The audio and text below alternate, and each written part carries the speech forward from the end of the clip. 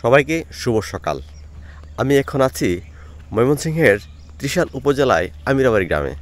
বুঝতেই পারছেন, এটাই আমার গ্রাম, এটাই আমার বাড়ি। আর এখন সকাল প্রায় 8টা বাজে।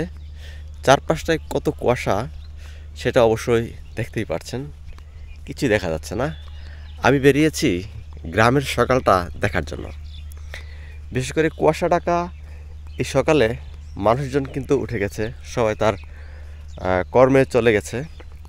কৃষকরা এখনও আসেনি মাঠে, আসার প্রয়োজনই নেই আসলে। এখন ফসল লাগানো হয়ে গেছে, ধান গাছ, সবাই তাদের মতো করে আছে। এখন পরিচর্যার যে বিষয়গুলো আছে সেগুলো হয়তো তারা তাদের মতো করে করবে। যেটা বলি যে আমি দু একটা কথা বলতে চাই যে গ্রামটা আসলে কেমন ছিল আর এখন কেমন আছে। আমি ছোটোবেলায় এই গ্রামে যে জিনিসটা দেখেছি, যা উপভোগ করেছি, আর এখন তো মোটামুটি বড় হয়েছি, সেই আগের চেটে ফুটেও নেই। সেই পায়ে হাঁটা এই পথ আগে ছিল সবুজ, মানে ঘাসে মোড়ানো এই পথ ছিল। এখন এটা মানুষ চলাচল করে, গাড়ি চলাচল করে, যে কারণে এই পথটা কিন্তু এখন মাটিরই, বাট অনেকটা ওই সবুজের ঢাকা নেই। এখানে দেখতে পাচ্ছি যে ঘুঘু পাখি, দুটা ঘুঘু খাচ্ছে, একজোড়া ঘুঘু পাখি। যাই হোক, যা বলতে চাচ্ছিলাম যে গ্রামটা সেরকম নেই। শীতের সকালে খেজুরের রসের সন্ধান করছিলাম, সেটাও পাইনি। খুবই কষ্টের বিষয় এটা যে সবুজ শ্যামল গ্রামে যে বিষয়গুলো থাকার কথা ছিল সেগুলো কিন্তু এখন আর নেই। শীতের সকাল, পিঠা আছে, কিন্তু খেজুরের যে রস, কাঁচা রস খেতাম, সেটা কিন্তু আর পাওয়া যাচ্ছে না। আমাদের এই আমিরাবাড়ি গ্রামে নেই, অন্য জায়গায় থাকলে থাকতে পারে। তারপর আমি দু একজনকে জিজ্ঞেস করলাম যেখানে যে রস বাজারে বিক্রি হয় কিনা। গতকাল আমি বাজারে গিয়েছিলাম, সেখানেও আমি রস বিক্রি করতে দেখিনি, খেজুরের রস। আরেকজন বললেন যে এখানে রস পাওয়া গেলেও রস নাকি আগের মতো সেটা নেই। রসের মধ্যে এই চিনি মিশিয়ে রস বানানো হয় আর কি, খেজুরের গুড় বা খেজুরের যে রস, জাল দেওয়া রস, সেটা বানানো হয়। দেখেন চারপাশটা একদম কুয়াশা। আমি কিন্তু দূরে রাস্তায় কোথাও কি আছে কি না সেটা আমি কিছুই দেখতে পাচ্ছি না।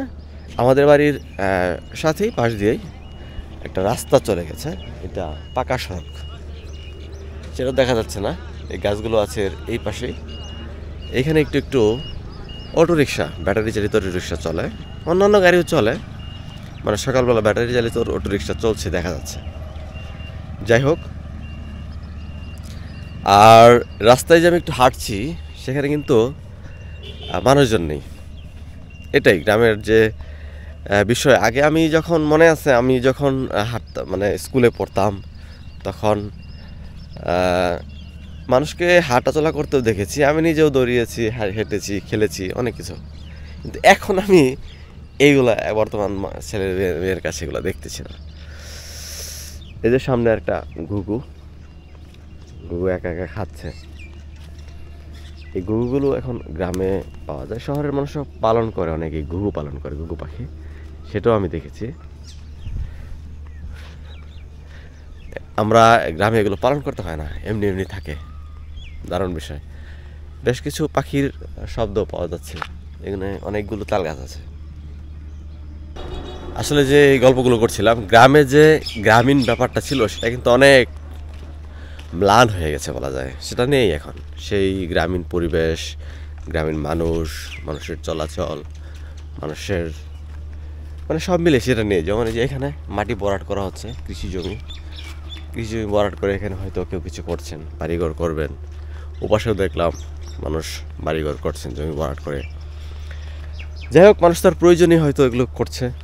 গ্রামের মানুষের আসলে আরেকটু চিন্তাশীল হওয়া দরকার, তারা আসলে কী করবে, কতটুকু করবে, এবং তাদের একটা প্ল্যানিং করা প্রয়োজন আছে, ভবিষ্যৎ পরিকল্পনা। এটা আমি দেখি খুব কম, এখানে কোনো ভবিষ্যৎ পরিকল্পনা নেই।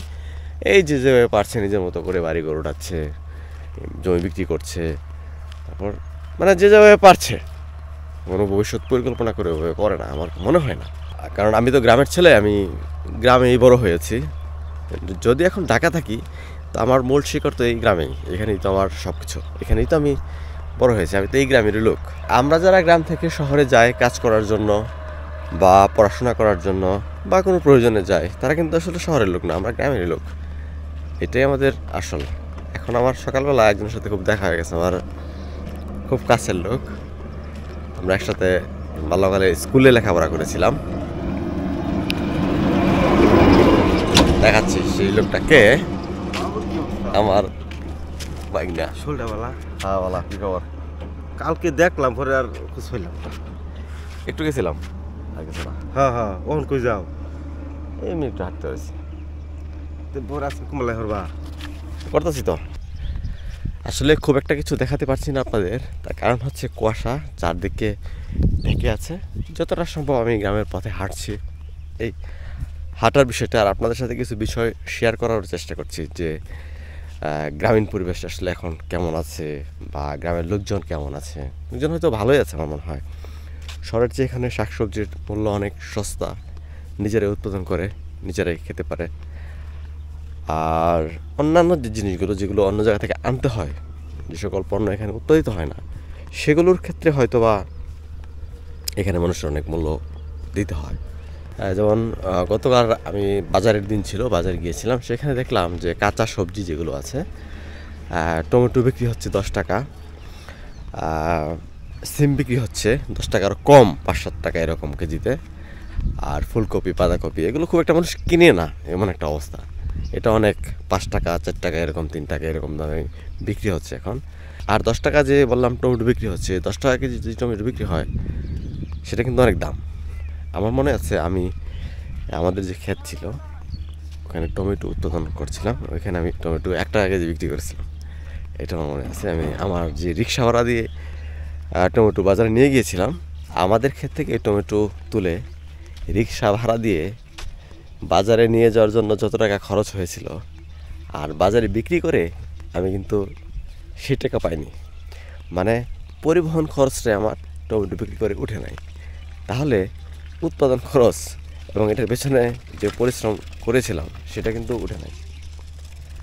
এই যে রিক্সা নিয়ে সাইকেল নিয়ে যাচ্ছে বাচ্চারা, এটাই তো গ্রামের মজা।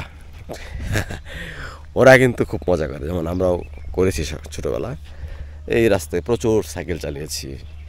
দেখা গেছে যে তখন মানুষের খুব একটা সাইকেল ছিল না, আমারও ছিল না। অন্য কারো একটা সাইকেল পেলাম 5 মিনিটের জন্য 10 মিনিটের জন্য, তখন আমি এটা নিয়ে বিরাট ব্যস্ত, রাস্তা চালিয়ে টালিয়ে সে একটা অবস্থা। ধন্যবাদ তাদেরকে যারা আমাকে সাইকেল চালাতে দিয়েছিলেন সেই সময় ছোটোবেলায়। আমি কখনো সাইকেল কিনি নাই, তবে আপনাদের সাইকেল দিয়েই আমি সাইকেল চালানো শিখেছি। অনেক কৃতজ্ঞতা আপনাদের প্রতি। বন্ধুবান্ধব বা আত্মীয় স্বজন যারা ছিল তাদের কাছ থেকে তাদের সাইকেলটাই হয়তো চালাইছিলাম। যাই হোক, সকালবেলা একটু হাঁটলাম, ভালোই লাগলো। শিশির ভেজা সকাল, কুয়াশা ঢাকা সকাল, সবুজ শ্যামল প্রকৃতি। সুযোগ পেলে গ্রামে ফিরে আসবো, বারবার আমার গ্রামে আমি আসবো। আমার গ্রাম আমার ভালো লাগে, এখানেই তো আমার জীবনের বেশিরভাগ সময় কেটেছে এবং কাটবে, এটাই আশা করছি। আজকে এ পর্যন্তই। আবারও এই সকালের মিষ্টি কুয়াশা ঢাকা শুভেচ্ছা জানিয়ে শেষ করছি। আসসালামু আলাইকুম।